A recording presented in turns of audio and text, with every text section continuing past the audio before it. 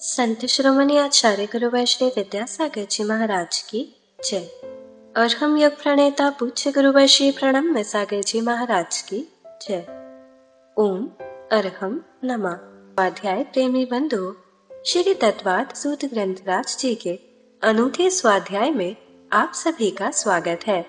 अध्याय 6 को मुनिश्री ने मनोविज्ञान अर्थात जैन साइकोलॉजी का नाम दिया है। इसमें हम न सिर्फ कर्मों के आश्रव को समझेंगे बल्कि साइकोलॉजी के सूक्ष्म पहलुओं को भी जानेंगे। तो चलिए मनोविज्ञान की कक्षा की ओर चलते हैं। मोक्षमार्गस्य नेतारं भेत्तारं कर्मभूरतां ज्ञातारं विश्वतत्त्वानां वन्दे तद्गुणलब्धये। देवादिदेव आदिम तीर्थंकर श्री ऋषभनाथ भगवान की, वर्तमान शासन नायक श्री वर्धमान महावीर भगवान की, परम पूज्य आचार्य गुरुवर श्री विद्यासागर जी महाराज जी की। तत्वार सूत ग्रंथराज में 6ठ अध्याय के माध्यम से आश्रव तत्व का विवेचन प्रारंभ हुआ है। जीवों के अंदर जो आश्रव अनेक भेदों के साथ चलता है उसका अनेक अनेक तरह से विवेचन किया जा रहा है। कल आपको बताया गया था कि आश्रवों के लिए इंद्रियां, कसाय, अव्रत और क्रिया, इन्हीं 4 चीज़ों के माध्यम से आश्रव मुख्य रूप से सांप्रदायिक आश्रव होता है। और इस तरह का सांप्रदायिक आश्रव अनेक भेद वाला है, क्योंकि अनंत जीव हैं तो अनंत जीवों में अनंत ही प्रकार का आश्रव है। कहने को तो हम गुणस्थान की अपेक्षा से उन्हें एक गुणस्थान में ले सकते हैं, योगों की अपेक्षा से उन्हें 3 योगों में बांध सकते हैं, और कसाई की अपेक्षा से उन्हें सिर्फ सांप्रदायिक कह करके एक भेद में गर्भित कर सकते हैं। इंद्रिय आदि के भेद से उनके 4 भेद भी थोड़ा बना सकते हैं, लेकिन देखा जाए तो वह सभी अनंत प्रकार का आश्रव है। उसको सबको अलग अलग व्याख्यायित कर पाना किसी के वश का कार्य नहीं है।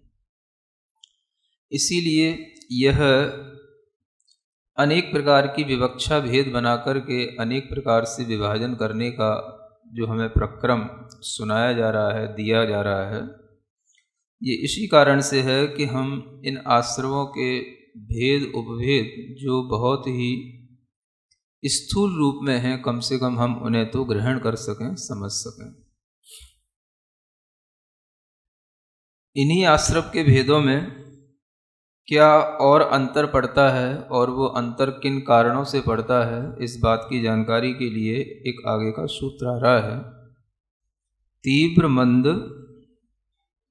ज्ञाता ज्ञात भावाधिकरण वीर विशेषेभ्यस तद विशेषः। कहा जा रहा है कि ये जो आश्रव है, इस आश्रव में जो विशेषता आ जाती है, किसी के लिए वो आश्रव कुछ विशेषता को प्राप्त हो रहा है तो वो किन कारणों से हो रहा है, तो इन चीज़ों में विशेषता होने से आश्रव में विशेषता आ जाती है। तीव्र मंद ज्ञात अज्ञात भाव, भाव शब्द जो अंत में दिया है वह इन सब शब्दों के साथ जोड़ना है। तीव्र भाव, मंद भाव, ज्ञात भाव और अज्ञात भाव। फिर उसके बाद में इन 4 चीज़ों के अलावा एक 5वां और है अधिकरण, और एक 6वां है वीर्य। ये 6 चीज़ें हैं, और इन सब के साथ में भी फिर विशेष शब्द आपको सबके साथ जोड़ना है। यानी इन सब की विशेषता से आश्रव में विशेषता आ जाती है। तो इस सब सूत्र का अर्थ निकलेगा तीव्र भाव विशेष से, मंद भाव विशेष से, ज्ञात भाव विशेष से, अज्ञात भाव विशेष से, अधिकरण विशेष से और वीर विशेष से आश्रव में विशेषता आ जाती है।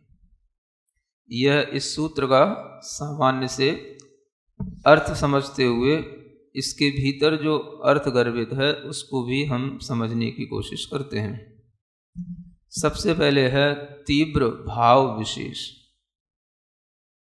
तीव्र का मतलब होता है किसी भी कसाय के आवेश से जो भाव उत्पन्न होते हैं वो तीव्र भाव कहलाते हैं।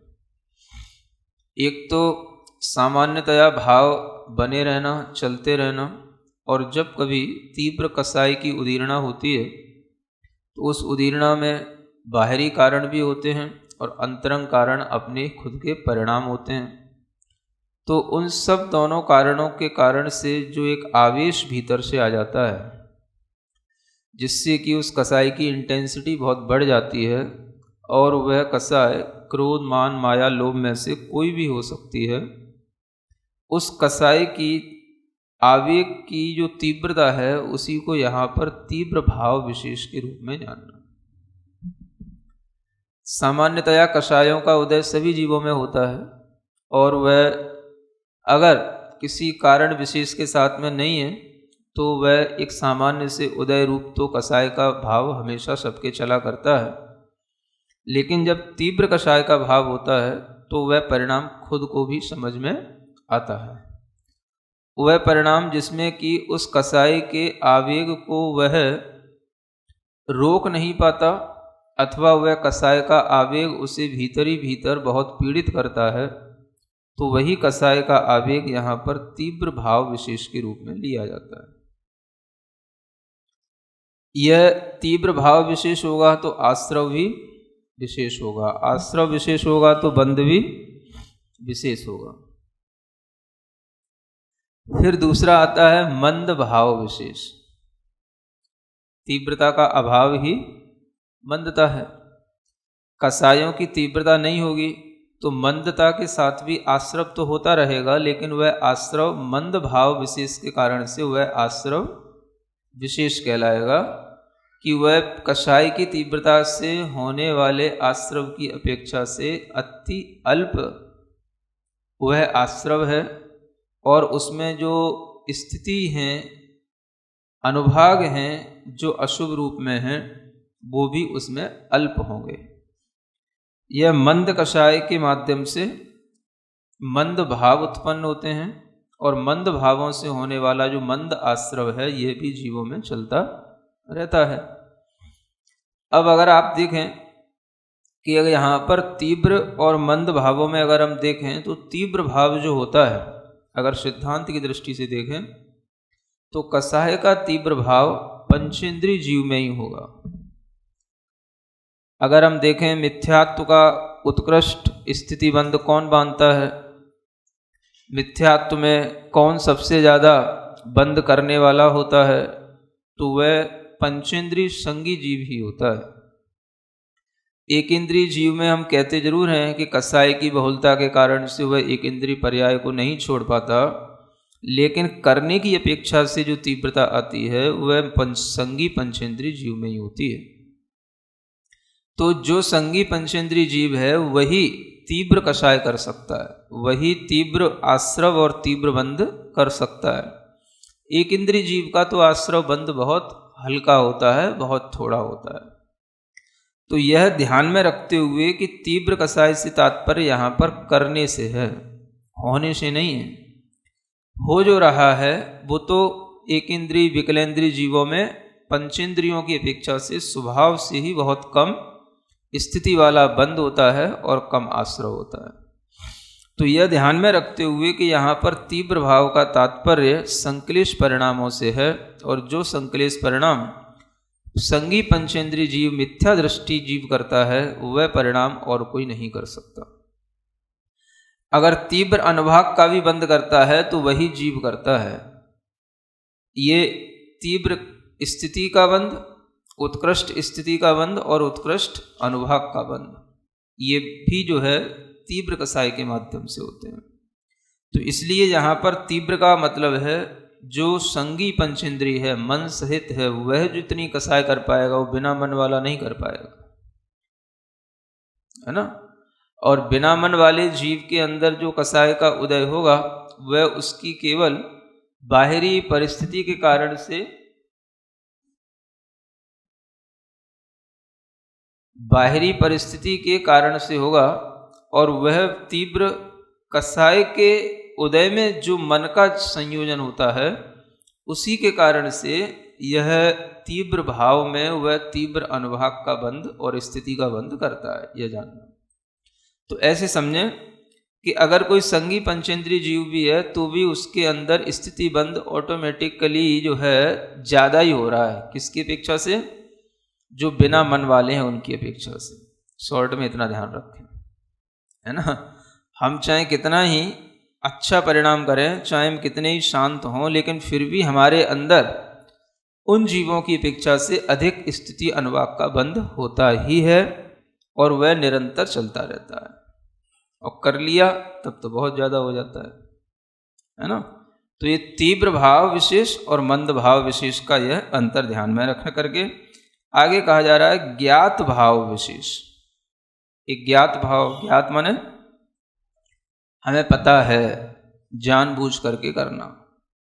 एक तो जान करके किसी के लिए कोई अभिप्राय रखना कि यह हम उसको मार रहे हैं या यह मर जाना चाहिए, इस तरह का भाव भी ज्ञात भाव में आ जाता है।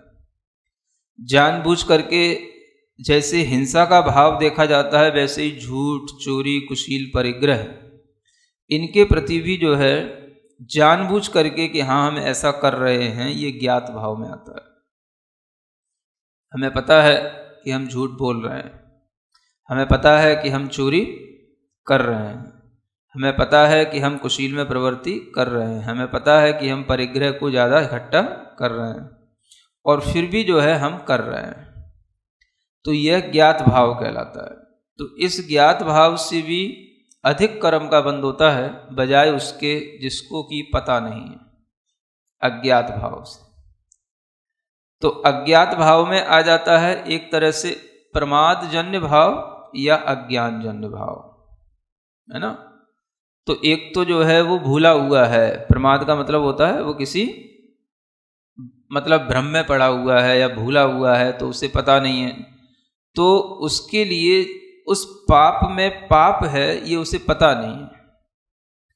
तो उस कारण से उसके पाप के आश्रव में जो अंतर होगा वो, और जिसको ज्ञात है उसको जो अंतर होगा वो, उन दोनों में अंतर आएगा। समझ आ रहा है?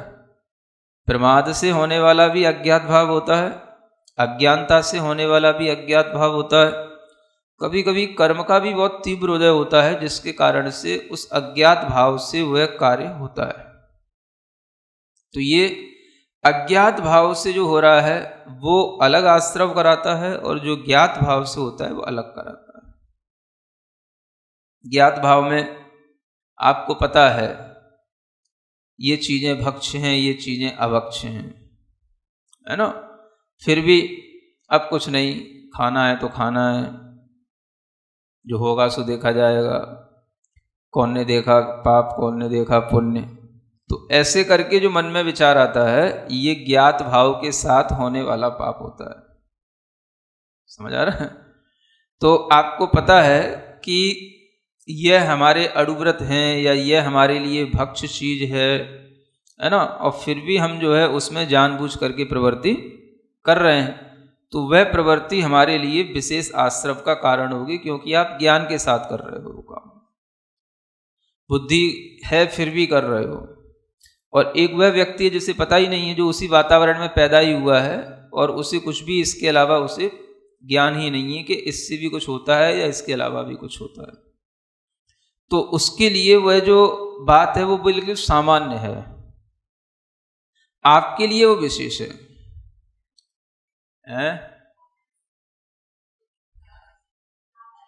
हाँ, जो भी किसी अपनी जाति विशेष में उत्पन्न हुए हैं और जिनके यहाँ पर जिस तरह से हो रहा है, तो वो उनका अपना एक मतलब ट्रेंड बना हुआ है और वो ट्रेडिशनल भी है।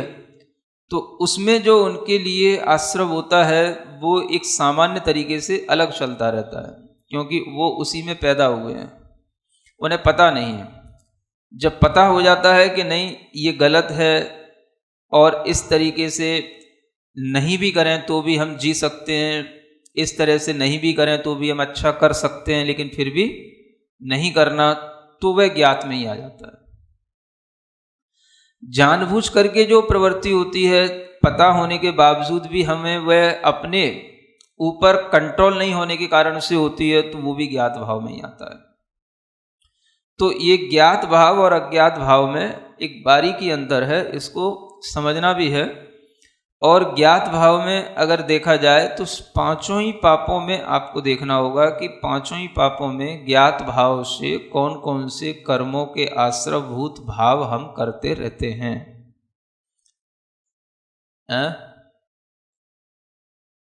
अज्ञात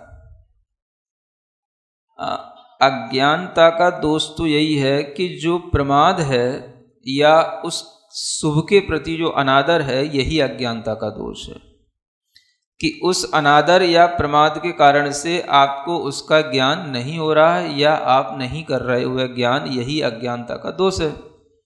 तो जिसको यह ज्ञान होता है वह भी अपने आप में इस तरह की जब प्रवृत्ति करता है तो वह ज्यादा पाप आश्रव का कारण होता है। ये एक बात समझने की है। इसलिए ज्ञात और अज्ञात में ये नहीं समझना कि अभी तक हमें जानकारी तो थी नहीं, अब जानकारी मिल गई तो अब ज्यादा पाप लगेगा। समझ आ रहा है? कुछ लोग इसके क्या अर्थ लगाते हैं, अभी तक तो हमें जानकारी थी नहीं कि भाई ये चीज़ें भक्ष हैं कि ये चीज़ें अभक्ष हैं, कि ये नहीं खाना चाहिए इसलिए नहीं खाना चाहिए। अब हमें इसीलिए तो हम जान नहीं रहे थे, अब जान लिया, अब नहीं छूट रहा है, तो ज्ञात भाव के कारण से थोड़ा ज़्यादा पाप का आश्रय होएगा। तो ये भी ध्यान रखें कि अगर हम इस तरह की चीज़ों को जानबूझ करके भी अगर हम अनदेखी करते हैं, हम बुद्धि वाले हैं, विवेक वाले हैं, और फिर भी अपना इसमें विवेक नहीं लगाना चाहते हैं, बुद्धि नहीं लगाना चाहते हैं, तो ये भी हमारे लिए उसी ज्ञात भाव में ही है कि हम जानबूझ करके अंधे बन रहे हैं। ये समझाने के लिए इसको अज्ञात भाव नहीं कहेंगे। अज्ञात भाव तो अज्ञान जो सहजता में होता है, पता ही नहीं होता है। जिन लोगों को जो जिस ऐसे स्थान विशेष में कहीं पैदा हुए जहाँ पर मान लो उन्हें पता ही नहीं कि अभक्ष के अलावा भी कोई चीज़ होती है खाने योग्य होती है, कोई ऐसी जगह होती हैं जहाँ पर ऐसे इलाके होते हैं जहाँ पर कोई और दूसरी चीज़ें खाने पीने को मिलती ही नहीं है, उन्हें वही खाना पड़ता है, वही सब चीज़ें गंदी चीज़ें पीनी पड़ती हैं, या सब तरीके के पाप में प्रवृत्ति करना उनका एक कुलाचार बना हुआ है। तो उन लोगों के लिए ये अज्ञात भाव है। और जिनके लिए जैसे मान लो प्रमाद है, उस प्रमाद के कारण से हमें पता ही नहीं है कि क्या हो गया, तो वह भी उस अज्ञात भाव में आ जाएगा। अगर आप कर रहे हो और करने के बावजूद भी मान लो आपका करने का वैसा भाव नहीं था, लेकिन फिर भी आपसे वैसा हो गया, तो भी वो आपके ज्ञात भाव में आएगा। समझ रहे हैं ना? जैसे कि हम कोई भी हिंसा तो नहीं कर रहे थे, लेकिन फिर भी हमसे हो गई, है ना, तो भी वो ज्ञात भाव में आया, क्योंकि आपको पता है कि मेरे कारण से हो गई। आप कहीं से भी गुजर रहे थे, चल रहे थे, या कोई भी चीज़ें आपने कहीं से उठाई रखी और उसमें जो है मतलब उसमें कोई भी जीव का घात हो गया। अब आपको बाद में पता पड़ा कि अरे मैंने ये चीज़ें ऐसे उठा करके पटक दी थी, या ऐसा हमने इसको घसीट दिया था, इसके कारण से जीव यहाँ पर पिच गया होगा, मर गया होगा, आपको पता पड़ गया। तो ये जो अब आपको बाद में पता पड़ा, ये भी आपका ज्ञात भाव ही कहलाएगा। हाँ, तो जो चीज़ हमारे ज्ञान के साथ आ रही है और उसमें हमारे लिए जो भाव आ रहा है वो हमारे ज्ञात भाव में आएगा। अज्ञात में तो हमें ज्ञान ही नहीं है कि हम क्या कर रहे हैं, वो उसका नाम अज्ञात है।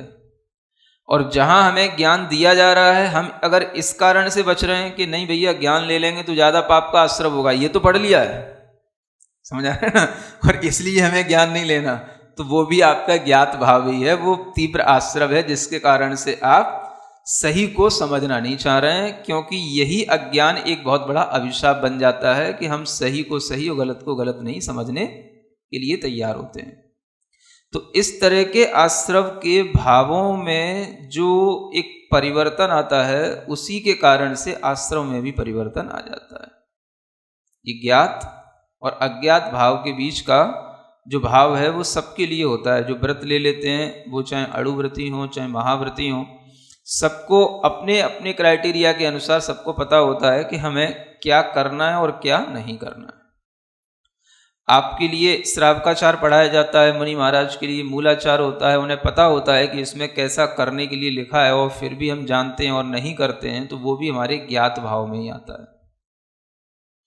कोई भी तरह का श्रावकाचार, उसके अतिचार आपको बताए गए हैं और वह आपके ज्ञान में भी हैं, और फिर भी आप उस तरीके से कर रहे हैं, तो वो भी सब ज्ञात भाव में ही आता है। तो इसमें आपके लिए ये भाव नहीं आना चाहिए कि इसीलिए तो हम पढ़ना नहीं चाहते, इसीलिए तो हम ज़्यादा समझदार बनना नहीं चाहते। तो ये बात नहीं चलेगी, क्योंकि ये बात तो अगर आप संगी हैं, बुद्धिमान हैं, पंचेंद्री हैं, तो आपको ये सब विचार करना ही होगा, क्योंकि मन का कार्य ही है विचार करना। आप दुनिया के सब कामों में विचार करो और इस काम में विचार न करो, तो ये भी आपके लिए बहुत बड़ा मतलब ज्ञात भाव के द्वारा किया जाने वाला दोष है। इसलिए यहाँ पर ज्ञात और अज्ञात भाव का स्पष्टीकरण अच्छे ढंग से समझ करके प्रवृत्ति करने के लिए बताया गया है ना। ये भाव विशेषों की बात हो गई, 4 तरह के। धन्य है हमारा पुण्य जो मुनिश्री इस प्रकार हमें योग का अर्थ समझाते हुए, उसकी बारीकियों से ले जाते हुए हमें साइकोलॉजी समझा रहे हैं। यह पुण्य आप और भी बढ़ा सकते हैं। अपने परिवार, मित्र, समाज के लोगों को इस स्वाध्याय से जोड़कर आपको सिर्फ उन्हें हमारी वेबसाइट ttv.arham.yoga शेयर करनी है और उन्हें ये सभी क्लासेस का लाभ मिल सकेगा। आज का सवाल जीतने का और मुनिश्री के समक्ष अपनी शंका रखने का मौका भी मिलेगा। जैन साइकोलॉजी सीखने के लिए पिछले अध्यायों की जानकारी जरूरी नहीं है। आप डायरेक्ट अध्याय 6 से भी पढ़ना शुरू कर सकते हैं। तो आज ही अपने बच्चों को, मित्रगणों को, परिवारजनों को इससे जोड़ें। ओम अरहम नमः। तो चलिए आज की कक्षा की एक क्विक रिवीजन कर लेते हैं। हमने जाना कि अनंत जीवों में अनंत प्रकार का आश्रव होता है। उन्हें ग्रहण करने के लिए सांप्रायिक आश्रव के अनेक प्रकार की विवक्षा से स्थूल रूप भेद उपभेद होते हैं। जैसे इंद्रियादि की अपेक्षा 4 भेद, योगों की अपेक्षा से 3 भेद, कषाय की अपेक्षा से 1 भेद सांप्रायिक और गुणस्थान अनुसार भेद। सूत्र 6 से हमने जाना कि आश्रव में विशेषता 6 कारणों से आती है।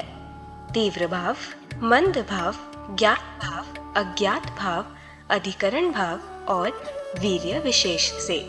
क्रोध, मान, माया या लोभ के आवेश से उत्पन्न भाव तीव्र भाव कहलाते हैं। तीव्र कषाय की उदीरणा बाहरी कारणों से और अंतरंग में अपने परिणामों से होती है। इसमें उस कषाय की इंटेंसिटी बहुत बढ़ जाती है और आंतरिक पीड़ा देती है। इसमें आश्रव और बंध भी विशेष होते हैं। तीव्रता का अभाव ही मंदता है। मंदता के साथ होने वाला आश्रव मंद भाव विशेष होता है। उसमें स्थिति और अनुभाग अल्प होते हैं। यह भी जीवों में चलता रहता है। हमने सिद्धांत की दृष्टि से जाना कि संगी पंचेंद्रिय जीव ही तीव्र कषाय कर सकते हैं। उसी को तीव्र आश्रव और तीव्र बंध होता है। तीव्र कषाय से ही उत्कृष्ट स्थिति और उत्कृष्ट अनुभाग बंध होता है। संगी जीव जितनी कषाय कर पाएगा उतनी असंगी जीव नहीं कर सकता। उसके अंदर कषाय का उदय केवल बाहरी परिस्थिति के कारण से होगा। संगी जीव चाहे कितना ही अच्छा शांत परिणाम करे, फिर भी असंगी जीव की अपेक्षा से उसे अधिक स्थिति अनुभाग का बंध होता ही है, और यदि उसने परिणाम बिगाड़ लिए तब तो बहुत ज्यादा होगा। एक इंद्रिय जीव कषाय की बहुलता के कारण से पर्याय तो नहीं छोड़ पाता, लेकिन उसे बहुत कम आश्रव और स्थिति वाला बंध होता है। ज्ञात भाव विशेष का अर्थ है जानबूझ करके करना, जैसे हिंसा, झूठ, चोरी, कुशील परिग्रह को जानकर भी इनमें प्रवृत्ति करना। अज्ञात भाव प्रमाद जन्य भाव या अज्ञान जन्य भाव होता है। इसमें जीव को नहीं पता होता कि यह पाप है। वे या तो भ्रम में होता है या भूला होता है। कभी कभी कर्म के तीव्र उदय में भी ज्ञात भाव से कार्य होता है। अज्ञात भाव से ज्यादा पाप आश्रव ज्ञात भाव से होता है।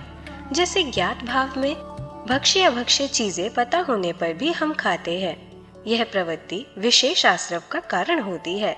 लेकिन किसी जाति विशेष में पैदा हुए व्यक्ति को ज्ञान ही नहीं कि इसके अलावा भी कुछ होता है, तो उसके लिए आश्रव एक सामान्य तरीके से चलता रहता है।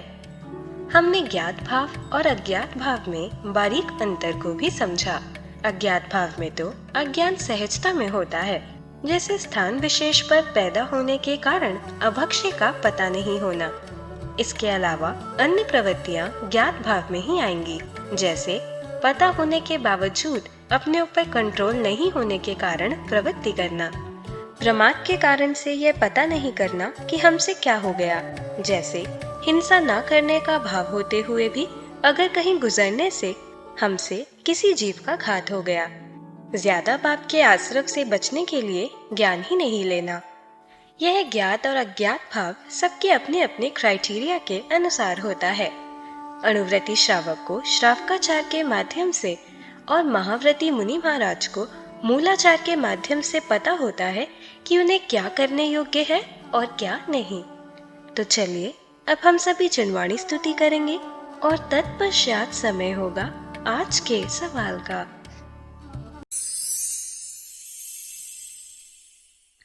सिरिजिणवाणी जग कल्याणी जग जन मदतम मोहरी जनमण हारी गढ़हर हारी जम जरा भव रोग हरी तिथियराणम दिव्य झुणिम जो पढ़ई सुणई मय्ये धारई राणम सौख मणंतम धरिय सासद मोक्ष पदम पावई सासद मोक्ष पदम पावई। अब समय है आज के प्रतियोगिता प्रश्न में भाग लेकर आकर्षक पुरस्कार जीतने का।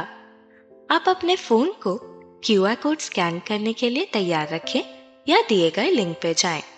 आप अपना उत्तर चुनकर हमें कल शाम 5 बजे तक भेज सकते हैं। 3 भाग्यशाली विजेताओं को मिलेंगे आकर्षक पुरस्कार। विजेताओं का नाम इसी कार्यक्रम में हर रविवार को घोषित किया जाएगा। साथ ही सभी प्रश्नों के सही उत्तर भी बताए जाएंगे। आज का सवाल है, प्रमाद जन्य भाव कौन सा भाव है?